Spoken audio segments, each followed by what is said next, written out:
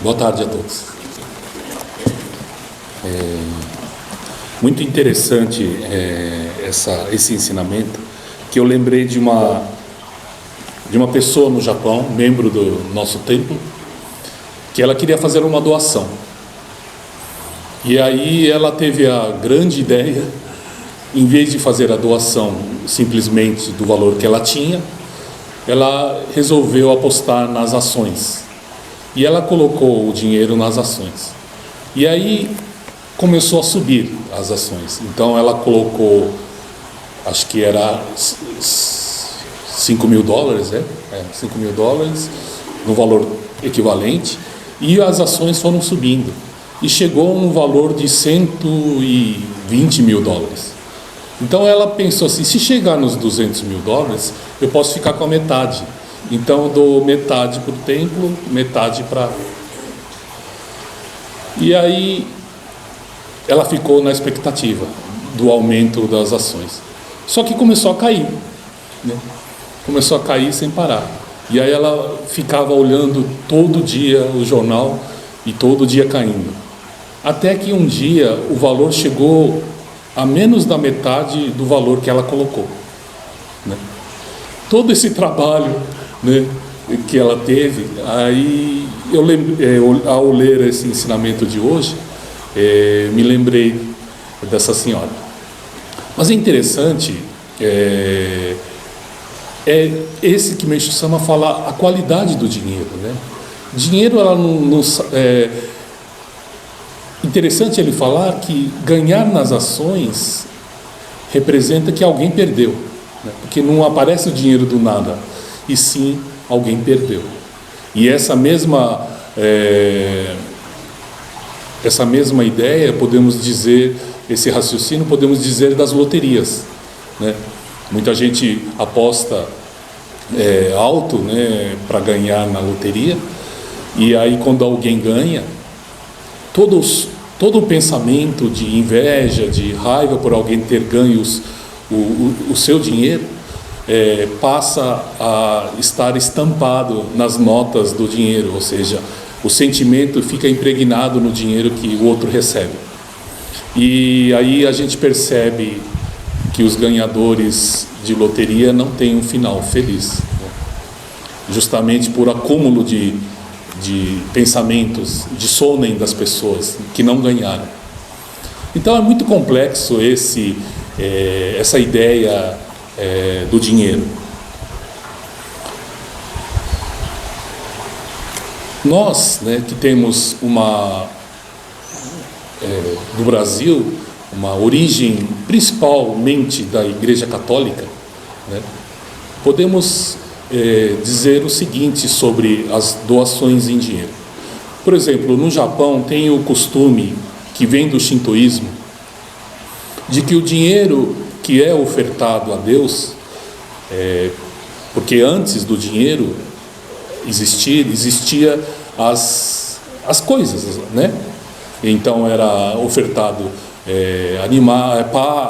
peixe da pesca, os animais que criavam plantas, verduras, tudo isso era ofertado a Deus no dia da cerimônia, no dia do agradecimento. E com o tempo surgiu o dinheiro, né, que representava todos esses ganhos, representava a matéria.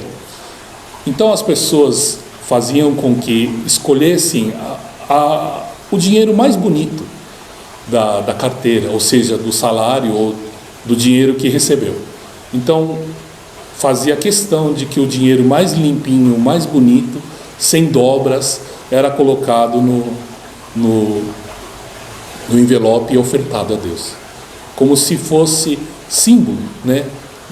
Apenas um símbolo do agradecimento, porque sem Deus nada disso teria acontecido. Ou seja, todo o montante do salário ou do ganho com as vendas dos produtos, sem Deus nada teria acontecido, né? Então essa é a ideia. Quando a gente percebe nas cerimônias católicas, inclusive uma vez eu assistindo à cerimônia católica, Foi uma cerimônia muito bonita, tudo. Aí depois da cerimônia veio a pessoa trazendo o saquinho do donativo, e aí eu fui um dos primeiros a colocar o saquinho donativo. Aí eu peguei a nota mais alta que eu tinha na carteira e coloquei, né? Aí depois eu percebi que as pessoas só colocavam moedas, né? Porque só fazia barulho de moeda, né?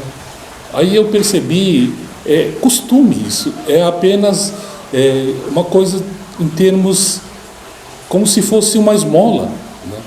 Doado a Deus. Quer dizer, é o que sobrou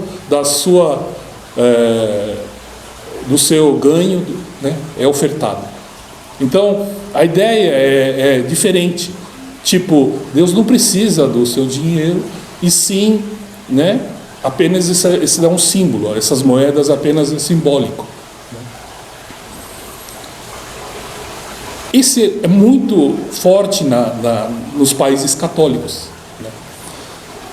Já nos países protestantes, nos países budistas, todos têm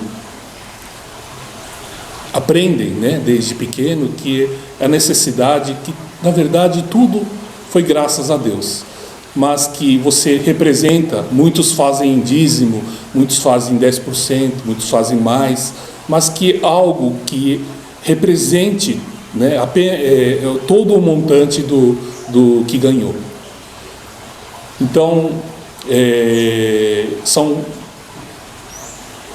países extremamente fartos, esses que fazem as doações.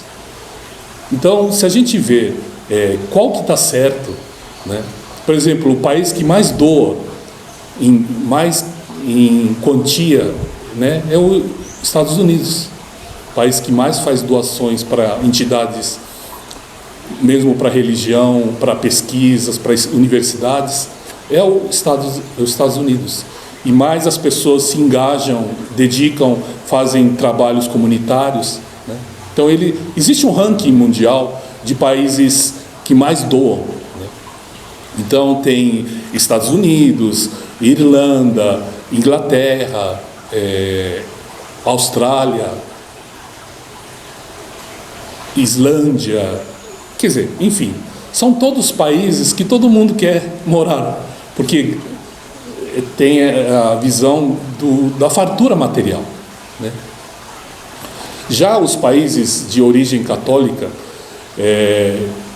eles são ranqueados fora desse, praticamente quase no último ranking.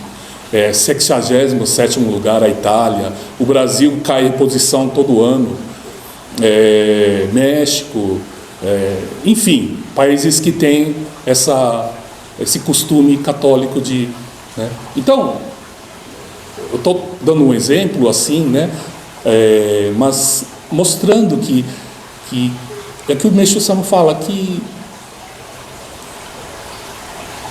o espírito que precede a matéria, ou seja, a pessoa é rica espiritualmente. A pessoa, ao doar, ao dar para as pessoas, ela ganha riqueza espiritual.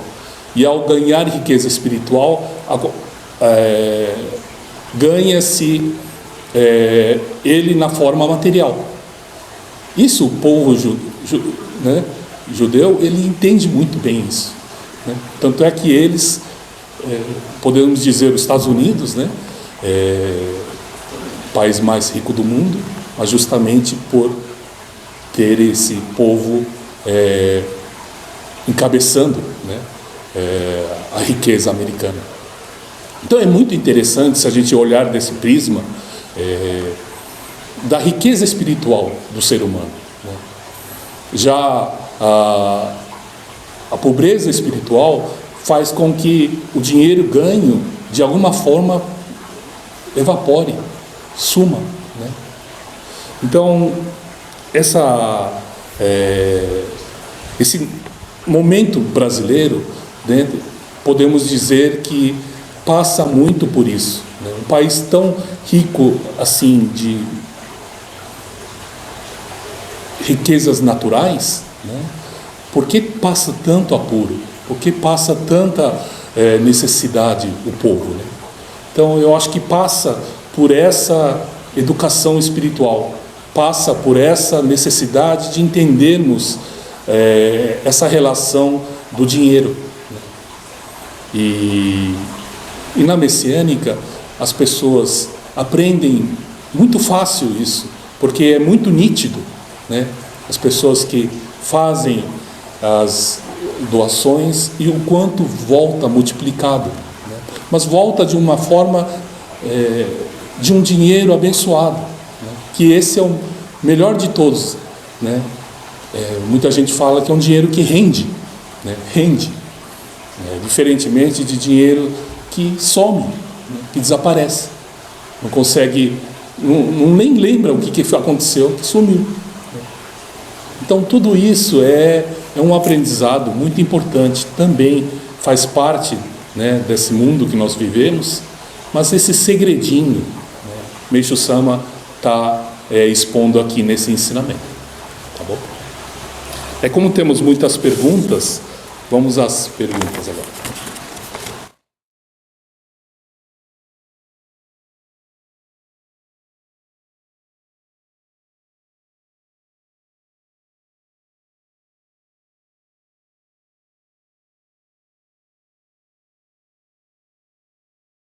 Sim, eu acho que a mácula em questão aqui, ele deve estar falando nós, né, do nosso país, e a mácula em questão deve ser muito grande.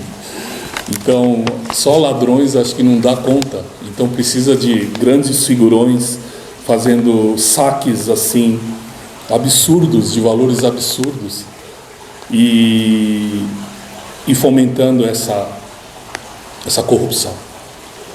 Mas ele fala da luz no fim do túnel. Essas coisas nunca eram descobertas, né? E ficava o chamado crime do colarinho branco, né? Só que agora o que está acontecendo é a exposição, né, desses crimes, né? E aparecendo assim a luz do dia. Isso nos traz bastante esperança, né, de que está entrando luz, né, no país, ou seja, no Brasil, né? Porque à medida que é descoberto, faz com que a humanidade pare e pense, né, se vale realmente a pena roubar, enganar, né, corrupção, descoberto, e aí você passa a ser mal falado, né, e sua família, né, seus filhos, né, sendo acusados que seu pai fez. Quer dizer, tudo isso traz uma forma de mostrar o quanto é uma burrice, né, fazer essas coisas. Mas para isso a necessidade da luz do dia, ou seja, a claridade do mundo. É interessante que o que a gente tem notado, apesar que a tecnologia tem feito um papel muito interessante. Por exemplo, gravadores micros, né, gravadores, câmeras minúsculas que entram apenas até no tamanho de um botão ou de um, né, que possa gravar numa caneta, falas verdadeiras dos políticos, falando a verdade, e é gravado ao vivo, mostrando para as pessoas. Mesmo na cidade inteira, existem câmeras de segurança em vários locais do mundo agora, praticamente cercando o mundo inteiro, né? O mundo inteiro sendo vigiado por câmeras. Muito interessante, né? Então, os ladrões, as pessoas pensam duas vezes aonde roubar, e vai ser fatalmente filmados, né? E de uma forma, né, é como se fosse vigiado por Deus, ou seja, né, acontece e não fica impune, aparece, né? Então, talvez isso já é um sinal realmente, né, do fim dos tempos, ou seja, fim da Era da Noite, onde ficava tudo escondido. Hoje, a pessoa que quiser fazer vai ser descoberto, né, vai ser pego, e mesmo assim, querer fazer ainda vai passar a ser uma falta de inteligência, né? Então, é muito esperançoso já o fato da descoberta desses atos ilícitos que vão aparecendo na imprensa.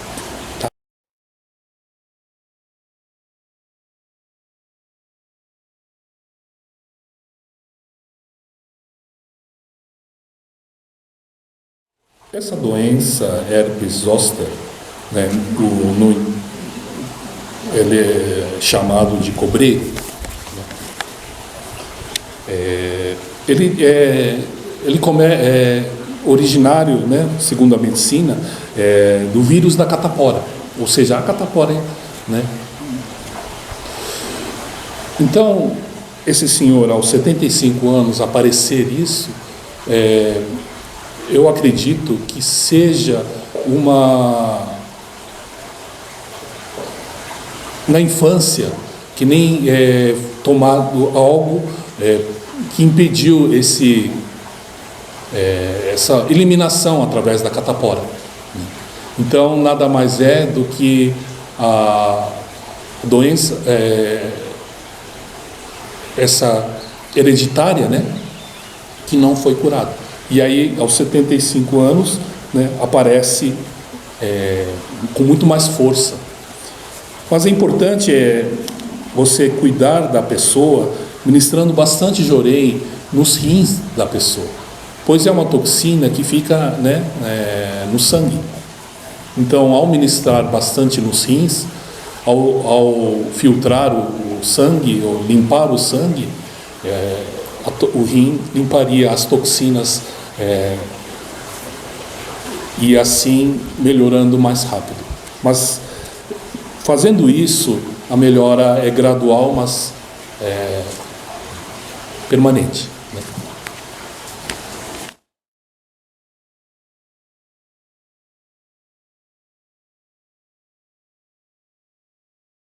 Essa ideologia do gênero, se eu não me engano, é a ideia de que o ser humano nasce sem o sexo definido, né? E a pessoa depois descobre qual que é, né? Mais para frente, depois da adolescência, não sei, ela descobre. Então aí que ela opta, né, pelo sexo, né? Então,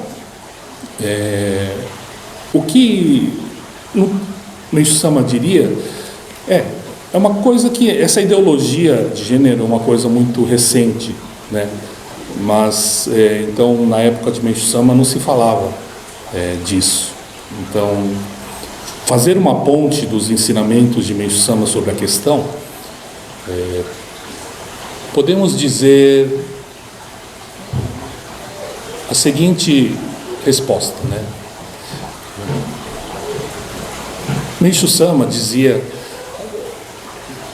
da importância da gente, em cada vida, aprendermos, né, com as situações da vida, né? Ou seja, se nasce pobre, se nasce rico, se nasce homem, se nasce mulher, né? Aproveitar o máximo dessa aprendizagem, né? Porque no futuro essa aprendizagem vai ser útil para Deus. Meishu Sama mesmo fala que uma vida anterior a de Meishu Sama,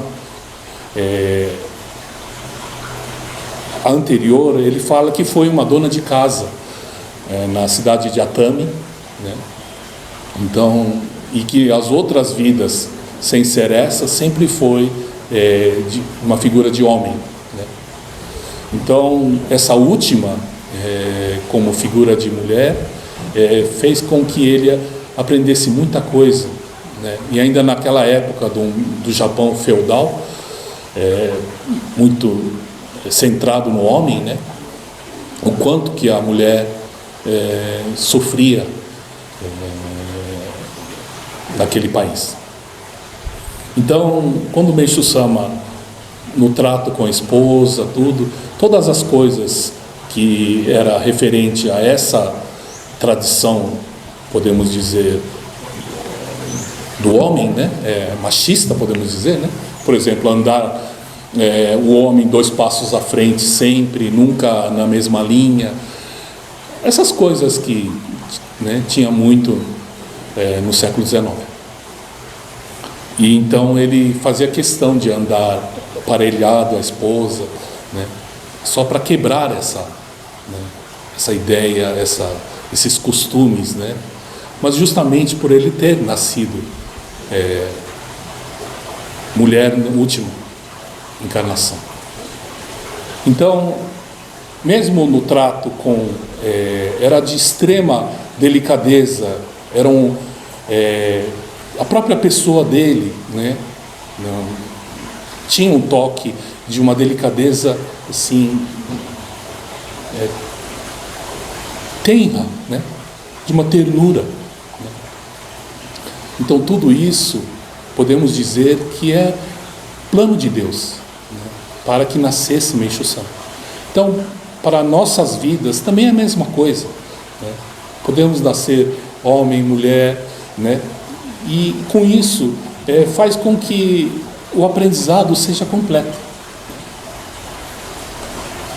Outra coisa que podemos dizer é que com esse momento único que estamos vivendo, que é a transição da era da noite para a era do dia, é um momento que toda a humanidade esperou. O acontecimento, né, esperado há milhares de anos. Então, muitos espíritos não ficam o tempo necessário, às vezes, no mundo espiritual. E muitas vezes nascem quase que imediatamente depois da morte. Então, carrega muito a vida passada ainda. Não vem pelo túnel do esquecimento. Não. A própria purificação no mundo espiritual faz com que limpe todos as manias, né, o jeito, os pensamentos. Justamente esse período, ficar no mundo espiritual, é para essa limpeza. Podemos nascer de novo, nascer realmente sem muitos cacoetes da vida passada. Mas ao apressarmos essa reencarnação, traz muito. E a gente conhece uma pessoa que o reverendo disse que era fulano de tal. Mas aí a gente pergunta, mas já nasceu? Né? Falei, vocês verão. E aí a gente percebe nessa pessoa todos os trejeitos da pessoa que ele disse. E aí falei, nossa, puxa, podia ter ficado mais tempo no mundo espiritual, né? Porque é muito forte. E muitos traumas, muitas coisas que podem trazer de vidas anteriores, de relacionamento, tudo pode, né, estar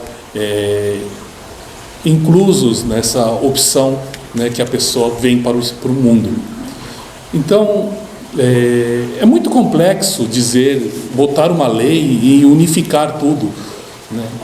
Porque cada ser humano é uma diferença muito grande, porque traz vidas bem diferentes uma das outras. Então é difícil colocarmos uma regra geral, pois cada ser humano é diferente. Então, para que colocarmos mais problemas, mais minhoca nas crianças, né? Se a pessoa já vem determinado com o gênero, então não precisar colocar mais uma dúvida na cabeça das crianças. E se a pessoa tem um traço de estar propenso a o sexo oposto, a ser do sexo oposto, a entendermos, né, que tem uma missão a seguir nessa configuração, né, podemos dizer, né, que tem muito ligado a vidas passadas, né, e muito ligados a aprendizado dessa vida. Então, eu acho que o mais importante de tudo é esse entendimento espiritual e que Deus nos dá diversas formas, fazer a gente nascer rico, nascer pobre, nascer no Ocidente, no Oriente, e assim vai, para a gente ter no final um espírito universalista, tá bom?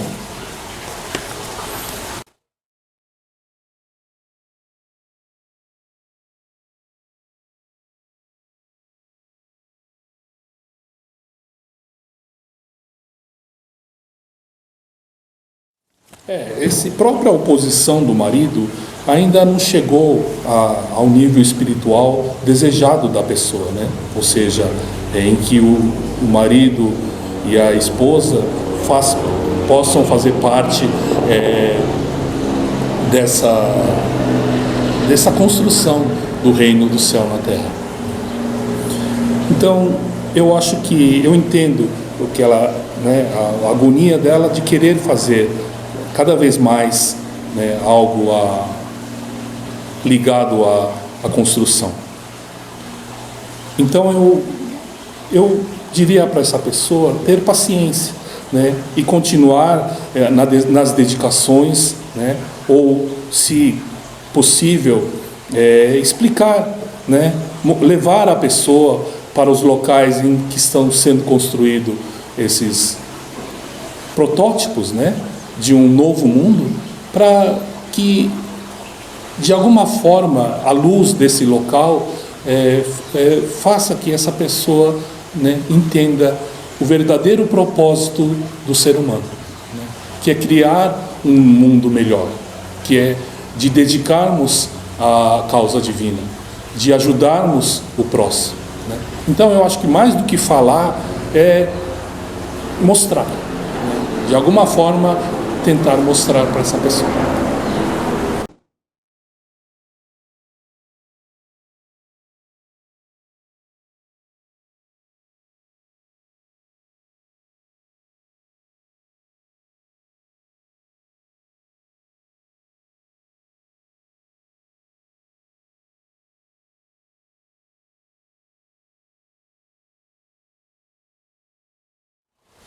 Podemos dizer o seguinte, que são as três coisas, ou seja,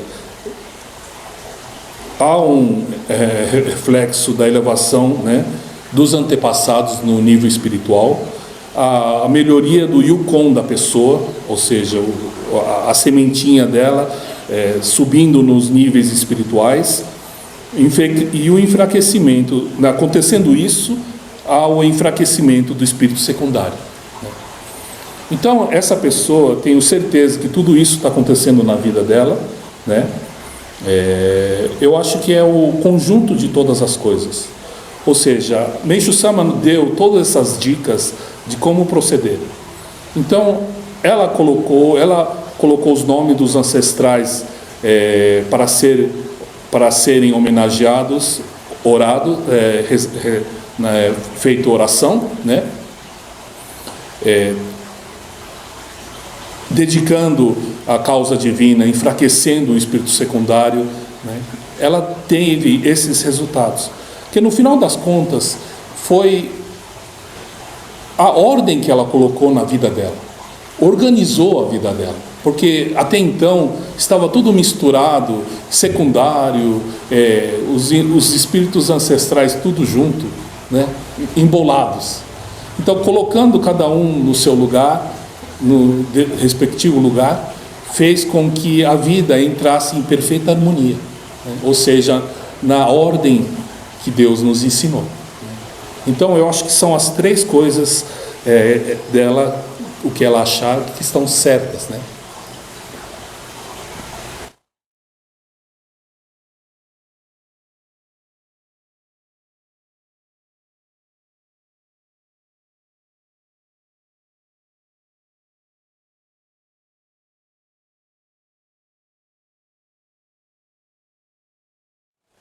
A pergunta,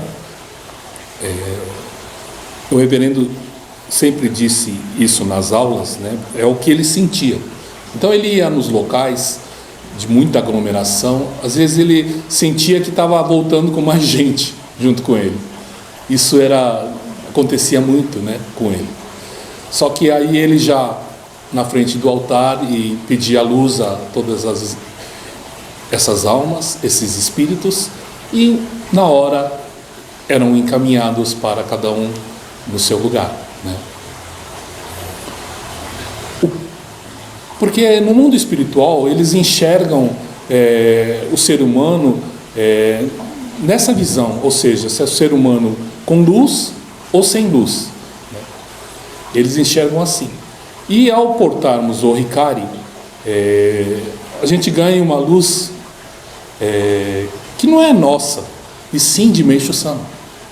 E ao brilhar desse jeito,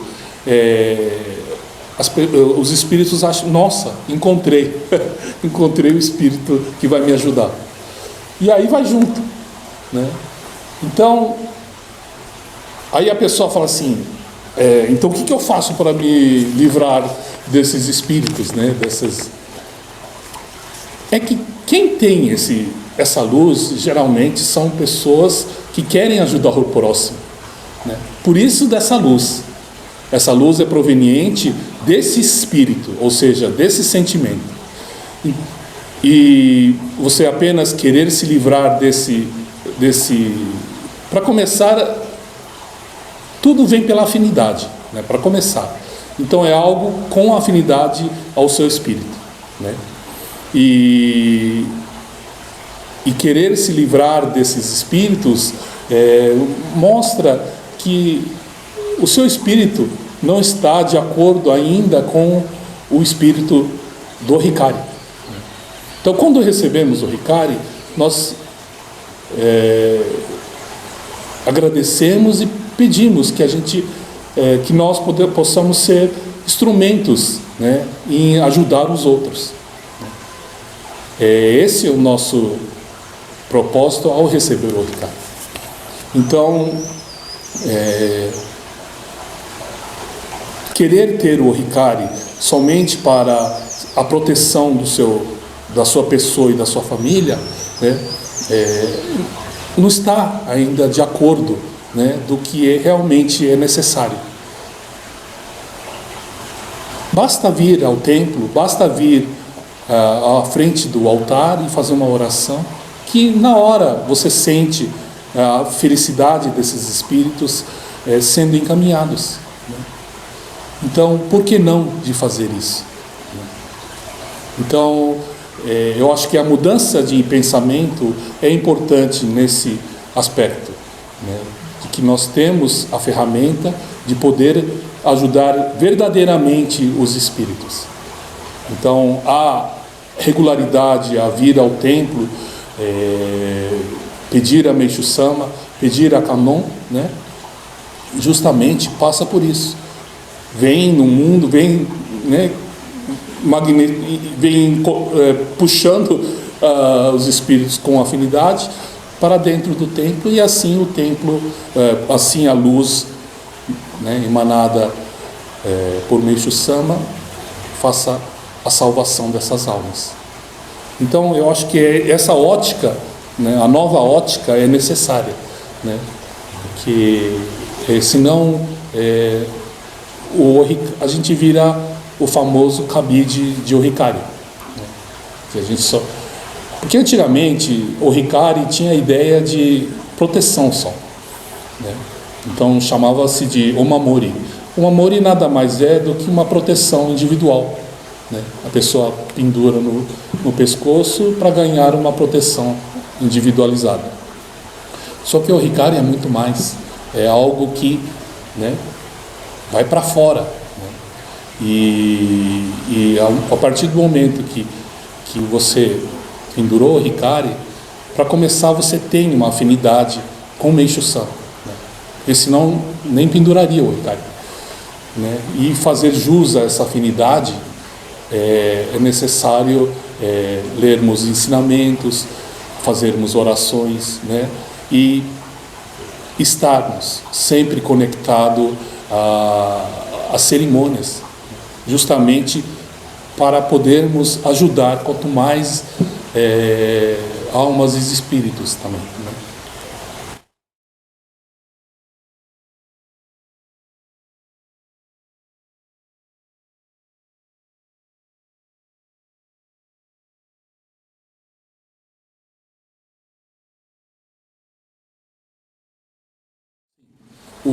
por exemplo, você tem uma parte muito afetada por uma purificação, nossa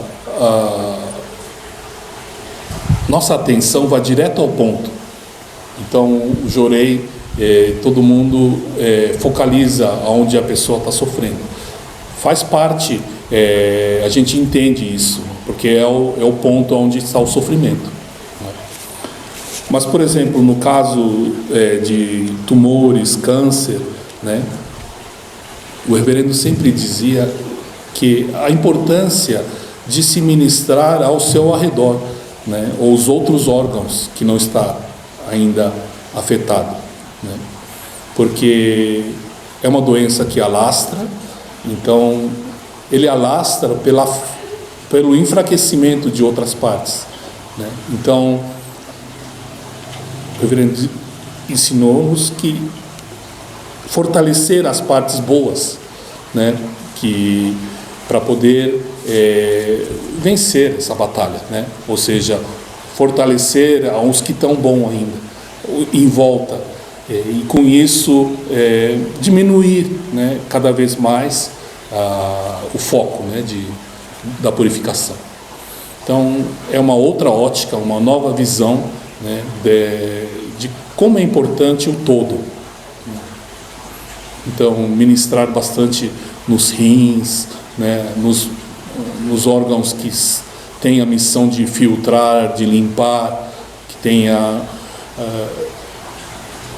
parte de dar vitalidade ao ser humano para poder combater, né, esse mal. Porque à medida que vai tomando medicamento, vai tomando cada vez mais, vai definhando outros órgãos, né? Por exemplo, o rim fica em frangalhos, ou seja, porque de tanta química que entra no corpo, o primeiro a sofrer são os órgãos que têm o objetivo de filtrar. Então, já enfraquece, ao enfraquecer o rim, enfraquece o pulmão, enfraquece o coração, né? E assim por diante. E aí abre-se um terreno para o avanço do tumor, né?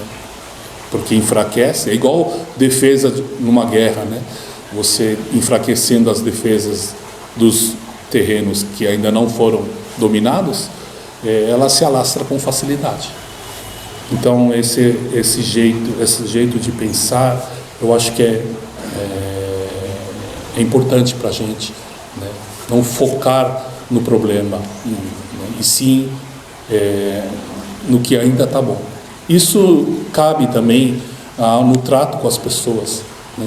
A gente tem esse costume de já direto ver o defeito da pessoa e a gente fica preso no defeito da pessoa, né? E aquele defeito a gente só enxerga ele, mas a gente não vê o lado bom de tudo que tem em volta, né? Justamente por estar tão impressionado com o defeito. Então é uma ótica que tenho certeza que é de Camão. Tá bom? Vivenciar os milagres através do jorei. O mais importante é estarmos conectados com o trabalho de Meixo Sama, né? Estarmos sempre de alguma forma querendo participar da obra dele, porque é esse movimento, é esse clima, esse movimento espiritual. Você adentrar a esse movimento, entrar nesse movimento, faz com que você entre na luz, né? Então tudo flui com muito mais força e muito mais energia. Ao próprio jorei que ministramos passa a fazer muito mais efeito, pois você pertence a esse movimento, ou seja, o movimento de Meixo Sama, que é salvar esse mundo.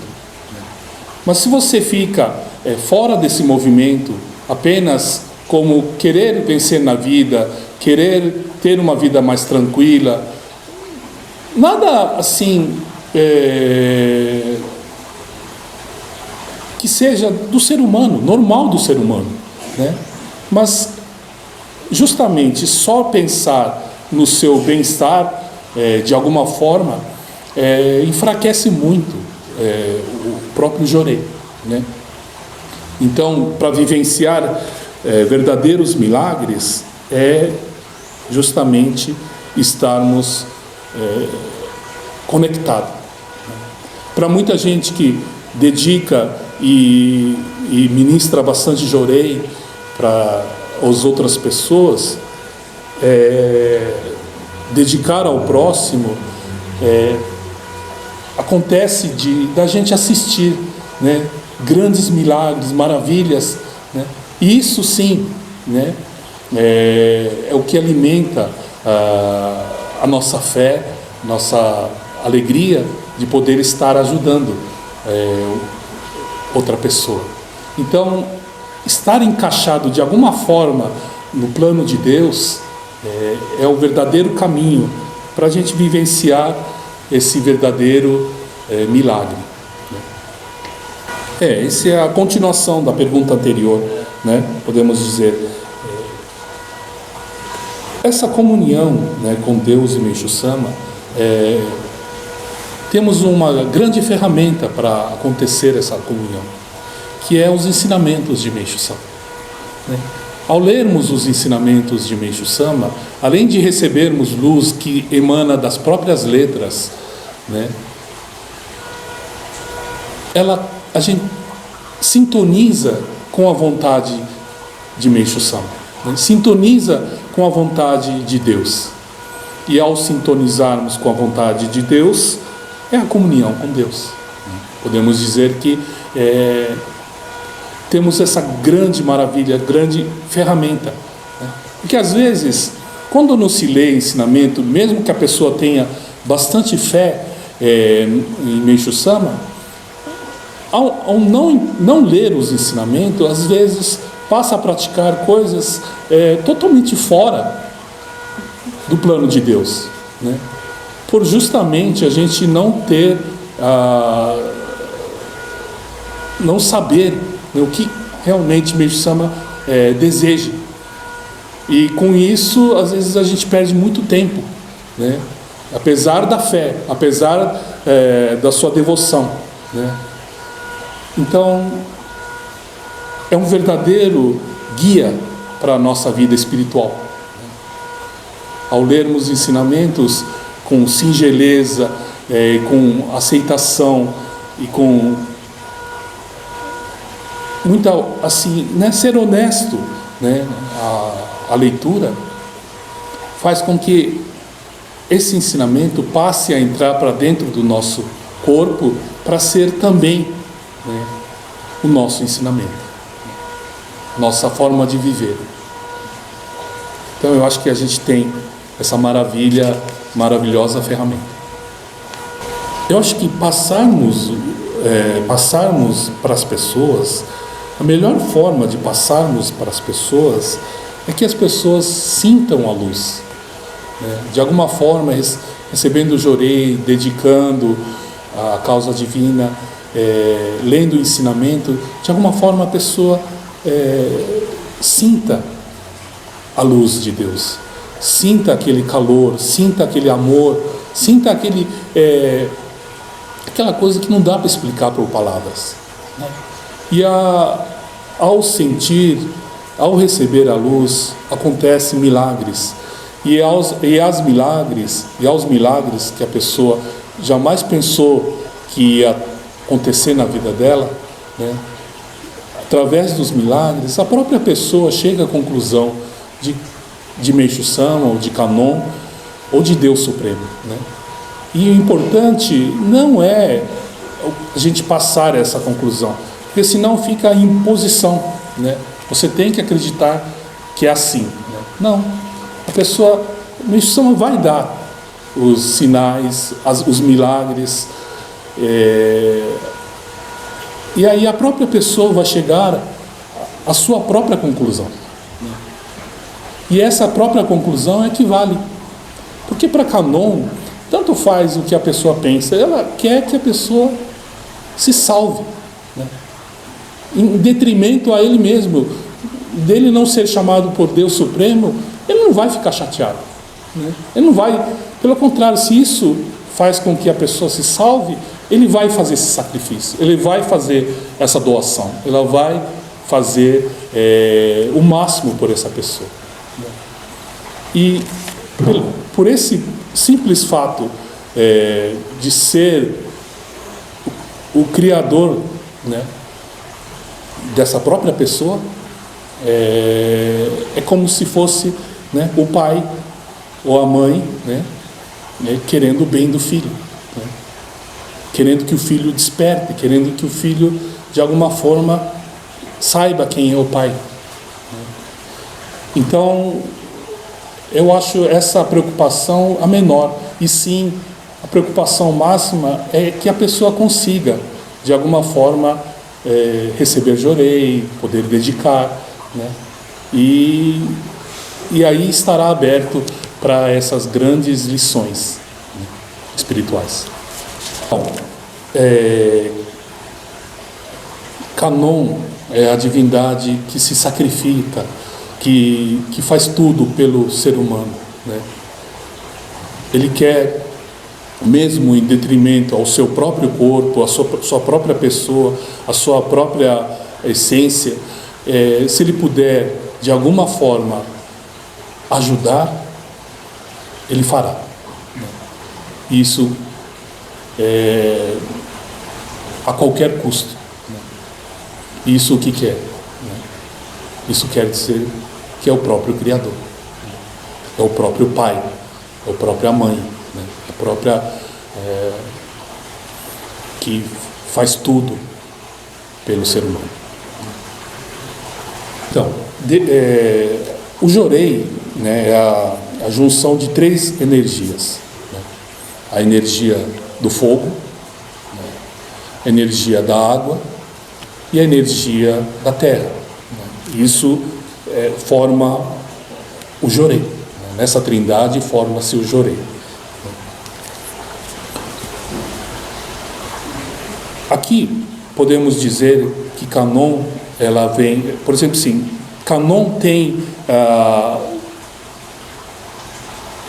porque você pode ver Kanon, ela tem a figura de Buda aqui, na Era da Noite, podemos ver as estátuas de Kanon, ela tem a figura de Buda aqui, como sendo... Então, Kanon seria o fogo, né, e também a água, né, e o elemento terra, né, que podemos dizer que Meishu-sama fez a parte do momento do elemento terra, aqui da terra, né, fez essa ligação. Então, completou, né, essas três energias na forma de jorei, né, na forma em que nós conhecemos hoje. Então, o Ocidente acredita-se em um Deus Criador único, né? E no Oriente acredita-se em várias divindades, né? Ambas estão certas, ou seja, a junção de várias divindades faz essa criação do Supremo Deus, né? Então, a ideia oriental de divindades, cada qual no seu lugar, né, está certa. E também a ideia de que é uma divindade só do Ocidente, também, né? Então, na verdade, a junção dessas duas ideias, essas duas culturas, é muito difícil. Essa área divina é como se a gente tentasse explicar como é lá em Júpiter, né? Só indo para ver, né? Então essa parte divina é envolto de muitos mistérios que só sendo divino para entender. Mas por enquanto a gente entende que de alguma forma é maravilhoso, de alguma forma funciona no sentido de curar as pessoas, de fazer que as pessoas melhorem, tanto física como espiritualmente, né? Isso mostra, né, o verdadeiro caminho para a luz. E que chega lá em cima, é tanta luz que você não reconhece quem é quem ali mais, de tamanha luminosidade. Então, eu acho que o mais importante é sabermos, dentro do nosso corpo, onde está Deus.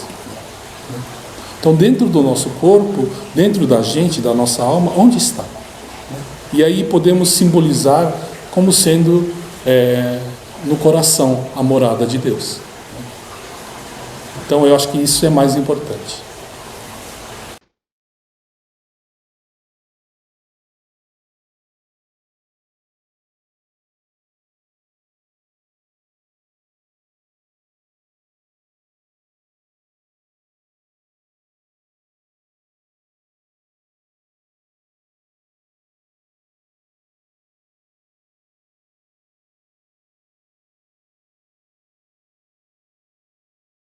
Interessante a pergunta dele. Quem assistiu o Pequeno Buda, né, o filme que passou no cinema, mostra a procura de um grande lama, lama que faleceu. Aí os monges foram procurar pelo mundo. Ali encontram 3 crianças. Eles desconfiam que seja uma dessas 3 crianças. E aí existe um questionário, uma pergunta, eles fazem para cada criança, mostrando os objetos pessoais que o lama usava, para apontar qual que é. E assim, perguntar coisas espirituais e responder, e são questionários, e é feito vários testes com as crianças. E aí no final do filme, eles descobrem que as 3 crianças são do lama, ou seja, ele se dividiu em 3. Isso são para grandes espíritos, bem, né, quanto mais espiritualizados têm esse poder, né, ou seja, tem para dar, ou seja, para dividir. Mas eu acho que no caso aqui dos ancestrais, não ainda, né, não chega a dividir. Mas a pergunta dele aqui, eu acho que é porque ele pertence a uma messiânica e os pais acho que a outra messiânica. Então no dia do finados há uma cerimônia em cada um num lugar, e se o antepassado vai se dividir, né? Eu acho que não, o antepassado vai para onde ele, né, se sentir melhor, mas que a oração dele, através do fio espiritual, vai ser entregue a ele, ou seja, ele vai sentir a alegria dos descendentes estarem orando a Deus por ele, né? Então, talvez o espírito ainda não se divida, mas o fio espiritual é dividido em várias ramificações, né? E um deles está ligado com vocês, ligado para a sua pessoa. Então, o mais importante é essa oração oferecida, né, aos ancestrais. Nada impede também dele ir num e vir no outro, né, também. Porque no mundo espiritual também o tempo é relativo, né? Então pode acontecer muita coisa, né? Mas o que mais importante é a oração que você oferece aos ancestrais. Não, Kototama e Gendei é a mesma coisa, né? Sinônimo. E quanto à dificuldade de decorar as orações, não, isso não impede das orações terem o seu objetivo. Pode-se pegar o livrinho de oração, fazer com calma, mesmo que não decore as orações, ao ler apenas a oração, já tem a mesma força, né? Não é o mais importante é decorar, o mais importante é saber decorar. Não é esse quesito essencial da oração. E sim, o que você expressa na oração, o coração que você põe na oração, o sentimento que você põe na oração, mesmo lido, não tem problema nenhum. Então, quanto à dificuldade de decorar a oração, desmereça a pessoa, ou a pessoa não tem ainda nível, capacidade, ou de chegar à luz. Não, não é isso, né? O mais importante é o que está dentro do coração. Muita gente sabe de cor, mas às vezes faz da língua para fora, apenas repetindo, né? Então, é que a oração ocidental é uma oração, claro, coloca-se sentimento, mas muito também para entendimento. A importância também do entendimento. Já no Oriente, a importância da colocação das palavras de um jeito que soe para as divindades. Ou seja, mais importante no Oriente é o som, mais do que o significado, né? Então, essa diferença quando a gente reza Matsunorito e oração de graça, né? A Matsunorito é puro som, a purificação através do som. Então, não importa que a gente não entenda, a gente só sente bem, apenas sente aliviado, sente que purificou, né? É justamente esse casamento dos sons que é o Gendei, né? Nas vozes corretas, formando essa purificação, essa limpeza espiritual. Sim, é o mesmo caso, né, do que a gente falou, né? A oração em português um pouquinho mais explicativa, quer dizer, bem mais explicativa, né? E é legal que a gente reze primeiro o original, né? E depois meio que a tradução, né? Então, quem quiser entender o que foi dito, a própria tradução. Mas é feito de imediato a oração original. E nessa a gente sente o poder da oração. Tem religião que faz a oração, por exemplo, podemos também ver nas orações budistas, eles quase não pronunciam as palavras das orações, eles só emitem sons. Então, por exemplo, oração Matsunorito, né? A gente fala Takamaharani Kamitsumarimasu. Já os budistas, eles emendam tudo e abafam tudo para ficar só o som, mais ou menos assim.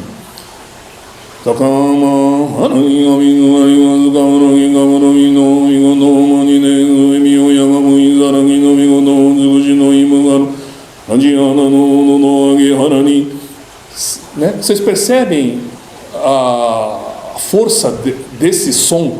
Fica né? É uma coisa assim que não dá para explicar, é muito do Gendei, né? E imagine, se eles não fizerem nessa velocidade e sem pronunciar muito as vogais consoantes, porque a oração nossa é assim, o deles, né? Então, se for no ritmo que a gente faz, eles levam dias. Então, há uma certa energia, um corre assim para poder colocar todas as palavras de Deus numa oração. Cada um tem o seu cantinho, né? Quem não tem o altar sabe onde é o altar da casa, né? Coloca seus objetos sagrados, seus livros, né? Esse cantinho. O ideal é que todo mundo tenha algo materializado, né? Na parede, ou no altarzinho, numa prateleirinha, né? Mas quem não tem sabe onde que tem que rezar, né? Geralmente na cabeceira da cama, e o mais longe possível, né, da entrada da casa. É como se você entra na igreja e onde está o altar? No local mais longe da porta da entrada. Esse é o altar. Então, mais ou menos assim, a nossa casa é uma igreja, a nossa casa é um altar, e fazermos a oração nesse ponto é muito importante, né, para criar esse pontinho de luz, esse pontinho de fé da nossa vida. Porque é tão importante ao acordarmos, né, a oração, e ao dormir também a oração, né? Muito interessante as perguntas, né? São coisas que as pessoas estão precisando escutar, né? E são dúvidas, né? Mas o mais importante realmente é termos o entendimento da importância, né, da leitura dos ensinamentos. Porque de tanto ler, uma hora o seu pensamento também vai ser igual ao de Meixo Sama, né? Porque é uma coisa que vai, e uma hora você está pensando igual, né? Então é importante que seja até repetida às vezes, né, quase que um mantra, quase que uma oração, os ensinamentos de Meixo Sama. Pode ser lido dentro de casa como, né, e às vezes espíritos que estão, dos ancestrais que estão junto, às vezes, também até escutar. Então, ter essa noção como se fosse uma oração. Eu acho que essa forma de pensar, né, palavras sagradas, né? O budismo tem os sutras, que são os ensinamentos, né, escritos na forma vertical. Então, igual uma sanfona, é todo dobradinho assim, e aí eles fazem o seguinte tipo de oração: eles abrem assim e aí aquela sanfona vem para um lado, depois aquela sanfona vai para o outro. É como se a oração impregnasse o ambiente, ou impregnasse o local, porque ele sai, abre toda a oração, abre todo o ensinamento, depois fecha. Então eles fazem eles fazem as orações como seja feita a vontade de Deus, e colocam o ensinamento, né, abrindo e fechando. Quer dizer, uma cerimônia muito bonita, uma cerimônia com muito simbolismo, né? Então, muita gente coloca o ensinamento, né, no local que está com dor, porque a gente entende que a força emanada, né, desse ensinamento. Então também a importância de tomarmos cuidado de onde eles estão dentro da sua casa. Se não está no andar de baixo, na prateleira de baixo, né, sempre colocarmos no local exato. A gente falou colocar ordem na nossa vida, é justamente isso, colocar em primeiro lugar, né, a nossa fé, a nossa alma, né, Deus em primeiro lugar, e depois as coisas em ordem.